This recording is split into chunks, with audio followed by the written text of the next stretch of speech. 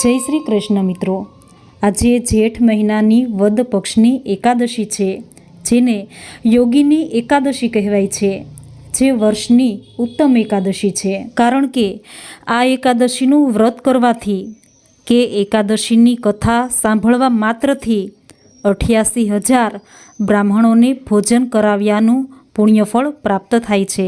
તેમજ ચામડીના રોગથી પીડાતા રોગીની કાયા કંચન વર્ણી બને છે, તેનું શરીર નિરોગી બને છે અને સંકટમાં પડેલો માણસ સંકટમાંથી ઉગરે છે। યોગીની એકાદશીનું વ્રત કરવાથી રિદ્ધિ, સિદ્ધિ, યશ અને કીર્તિની પ્રાપ્તિ થાય છે। તેવી મહાપુણ્યદાયક અને સર્વ પાપનો નાશ કરનાર પાપનાશીની એકાદશીની કથા વાર્તા સાંભળીએ। કથાને પૂરી શ્રદ્ધાથી અને ધ્યાનથી સાંભળજો।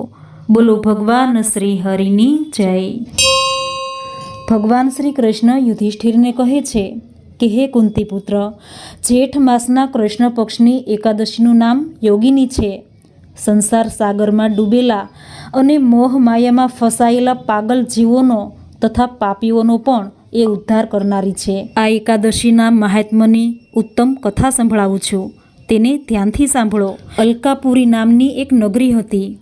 ત્યાંના અધિષ્ઠાતા રાજા કુબેરજી નિત્ય ભગવાન શિવની પૂજા કરતા હતા। તેમને હેમમાલી નામનો એક સેવક હતો। તે નિત્ય તેની પૂજા માટે તાજા પુષ્પો લઈ આપતો। આ સેવકની પત્ની અત્યંત સ્વરૂપવાન હતી। તેનું નામ વિશાલાક્ષી હતું। હેમમાલી તેના પર એટલો મુગ્ધ બન્યો હતો કે મોટે ભાગે રૂપાળી પત્ની સાથે કામપાશથી બંધાયેલો જ રહેતો। એક દિવસ બટુક હેમમાળી માનસરોવરમાંથી દેવ પૂજાને માટે પુષ્પો લેવા ગયો, પણ એ સીધો ઘરે આવ્યો। પત્નીના પ્રેમમાં પાગલ બનેલો એ ત્યાં જ રોકાઈ ગયો। પત્નીના પ્રેમમાં પાગલ બનેલાને સમયનું ભાન ન રહ્યું। તેને એ યાદ ન રહ્યું કે મારા રાજા પૂજા કરવા બેઠા છે, તેને પુષ્પો આપવા જવાનું છે। નિત્ય નિયમ પ્રમાણે શિવ મંદિરમાં બેસી પૂજા કરવા કુબેરે સમય થતાં પુષ્પો માટે પૂજન થાળમાં જોયું તો પૂજાની થાળી ખાલી હતી। પુષ્પ લઈ આવતા હેમમાળીની રાહ જોઈ આખરે એ થાક્યા। એણે પોતાના સેવકને કહ્યું કે હે યક્ષો, હેમમાળી પૂજાના ફૂલો લઈ હજુ કેમ આવ્યા નથી, તેની તપાસ કરો। યક્ષો ગયા વીજળી વેગે એની ખબર લેવા। પાછા ફર્યા અને કહ્યું કે મહારાજ, હેમમાળી તેના પ્રિયા સાથે પ્રેમ વ્યવહાર કરી રહ્યા છે। આ સાંભળી તો કુબેરજી કોપાયમાન થયા। તેને સત્વર પકડી લાવવા પોતાની પાસે રજૂ કરવાનો હુકમ કર્યો। પોતાની ભૂલ સમજાતા એ તો થરથરતો બે હાથ જોડી દીન વદને ઊભો રહ્યો। ક્રોધથી લાલચોળ થયેલી આંખોવાળા કુબેરજી બોલ્યા કે હે મંદબુદ્ધિ, હે મૂર્ખ, તે મારી દેવસેનાના નિયમનો ભંગ કરાવ્યો છે, માટે તું કોઢિયો થા। જે પત્નીના સંગમાં તું ભાન ભૂલ્યો છે, તેના વિયોગી બની આ દેવલોકના સ્થાનથી ભ્રષ્ટ થઈ નીચે માનવલોકમાં જઈ પડ। કુબેરના એ ભયંકર શ્રાપે હેમમાળી મૃત્યુલોકમાં ભયંકર જંગલમાં આવી પડ્યો। એના આખા શરીરે કોઢ ફૂટી નીકળ્યો।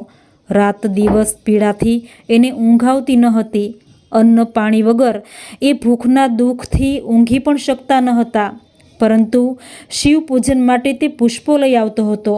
તેથી કરી તેને તેના પૂર્વજન્મનું અને કુબેરના શ્રાપનું સ્મરણ રહ્યું હતું। આથી શ્રાપના ઉદ્ધાર માટે એ પડતો આખડતો હિમાલય પર ગયો। બ્રહ્માના 7 દિવસ જેટલું જેનું આયુષ્ય કહેવાય છે, એવા મહાન તપસ્વી માર્કંડેય મુનિના એને દર્શન થયા।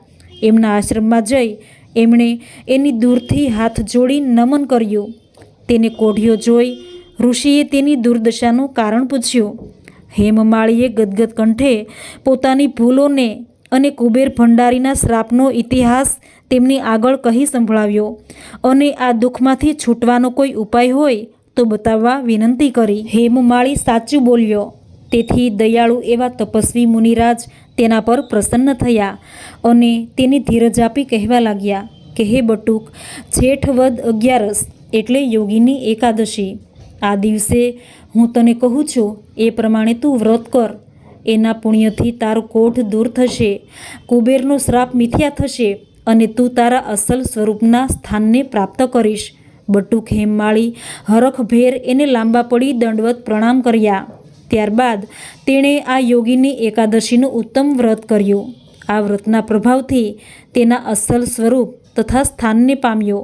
એને સ્ત્રી તથા સ્વર્ગનું સુખ બંને પાછા મળ્યા. પૂરી શ્રદ્ધાથી યોગીની એકાદશીનું વ્રત કરનાર ગમે તેવા દુઃખ દર્દથી પીડાતા હોય તો તે પણ સાજા થાય છે.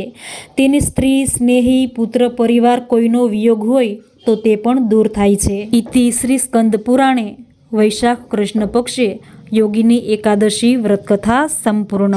બોલો ભગવાન શ્રી હરિની જય. મિત્રો, વિડીયોને લાઈક કરી કમેન્ટમાં જય શ્રી હરિ લખી ચેનલને સબસ્ક્રાઈબ જરૂર કરજો. જય શ્રી કૃષ્ણ.